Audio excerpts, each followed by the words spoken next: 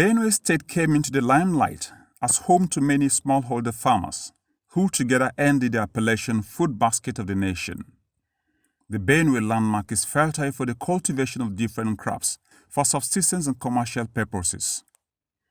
According to verifiable historical records, the farmers who were the sons of Benue State were farmers. This was the era of great men like Denen Tofi, Tile Gado, Akazo Amwemwe, Father Uchichi to mention but four. The state, in spite of the oil boom of the 1980s, continued to feed the nation through what is commonly called Benue yams, Benue oranges, Benue mangoes, Benue soybeans, and many more.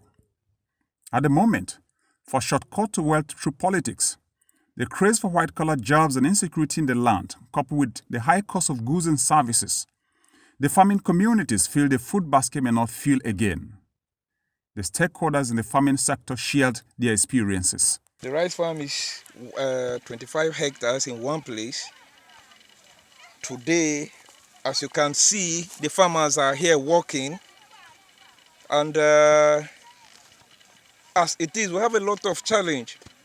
By now, we weren't supposed to be here. Had they been, we are fully mechanized, and if you have all the machines on ground, we shouldn't have been here by now.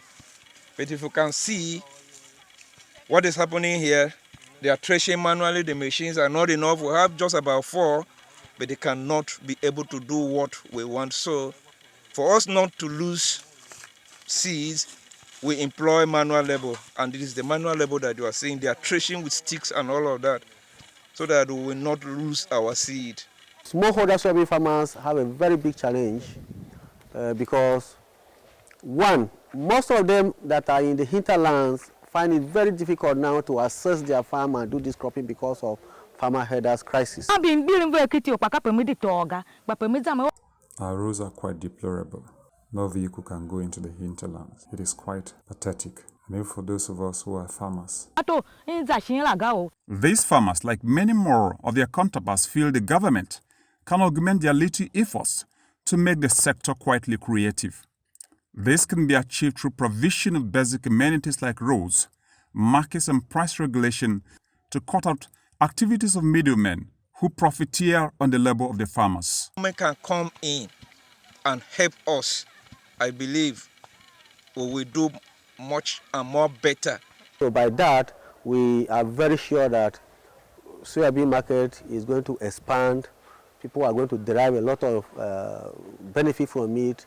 The farmers are going to enjoy it, and government will also smile with enough revenue from soybean production. Some feel the government has no business in business. Others maintained that the government at both the federal and state levels have done enough in the past years to help the farmers. What could be this help, and how did it come to help the farmers cope with the current farming demands in land, tools, and chemicals? To us, as implementers of the government policies on agriculture in the state, government has achieved more than 70% of the promises in agriculture. That I'm very sure. And even in academics, when you score more than 70 in any exams, you are an A candidate. For in terms of agriculture, the government came to and prioritize agriculture as one of her cardinal objectives. And all of you are quite aware that despite the issues, the skirmishes we've had, the crisis between the herdsmen that come to attack our farmers, government has done so well in the agricultural value chain. The administration on exception focused on agriculture, and actually it has stepped up agriculture in Benue State. More people have gone into production, including civil servants. Time is given to civil servants to go to their farms, in most cases Thursdays and Fridays, so that they also go to cultivate their crops. And the government actually has been doing that deliberately to make sure that there is food security in the state. More crops are being cultivated now because every crop now cultivated has good market. A lot of improvement in rice production in the area of building the capacities of farmers. Skill gaps that were existing, not knowing what to be, as has been done. In the past, people were using not improved varieties. They would go to buy produce and come to plant.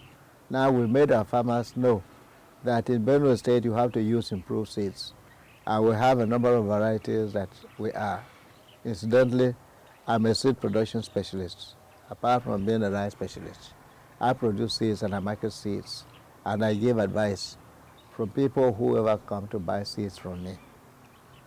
Now, we have had the Anko Boras program that has been going on.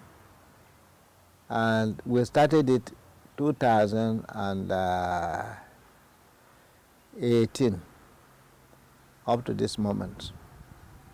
The first time we had challenges. We got the inputs late and we planted, there was flood, and some farmers lost their crops. Is this really the situation where farmers have continued to lament over poor yields, post-harvest losses and wastages? China Peter is a Benue State chairman, Soybean Farmers Association.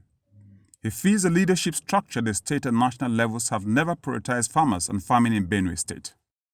Our politicians are not ready for Benue people. Nobody under senators or House of Reps asks any intervention on agriculture in Benue. If they are going there to ask of anything, they'll ask of road construction. Let them give them this thing on road construction. Sometimes they will do it, sometimes they will siphon the money for themselves. So they told us that they are not ready for Benue yet. That is what they told me in Abuja. No, any of our representatives here has asked anybody there, give me intervention for my farmers in Benue. Nobody has done that. At the moment, there is no fruit nor tubers processing industry in the state. The once prided Tarako mills meant for soybeans processing has become a political capital. The industrial layout is at most a place for private companies owned by drivers of the policies, as explained by a university don, an agricultural economist who preferred not to be named. Agriculture is a mainstay of the economy, but has not been adequately provided for in the past and current budgets of the Benue State government. Government can improve the sector. The agronomist, like the farmers, is worried with the activities of middlemen in the state. If they make policies that are not comfortable, the farmers and the people in the agricultural value chain cannot operate well, it is going to be a big problem. A policy in the aspect of sponsorship, in the aspect of providing a conducive atmosphere for farmers to work. There is no market here that tells us that a bag of soybean must be sold at this price, a bag of rice must be sold at this price. There is no harmonious market like that. There's nothing like that. So middlemen enter into the business and try to play over some farmers, and they don't make gains from what they do, and that discourages them a lot. On the whole, the state of agriculture in the state is reduced to a blamed game. The rice farmers and their soybeans counterparts say there are no good buyers for their labor because most of them operate in losses. The citrus farmers are lamenting of poor road networks across the state. With lack of a juice processing industry in the state, the future of that sector is bleak, even though Benue State is the largest producer of citrus in the country. Those in tubers production like yam farmers say it is unfortunate that though rated the largest producers in Africa, the farmers still have to undergo certain degrees of hardship to market farm produce.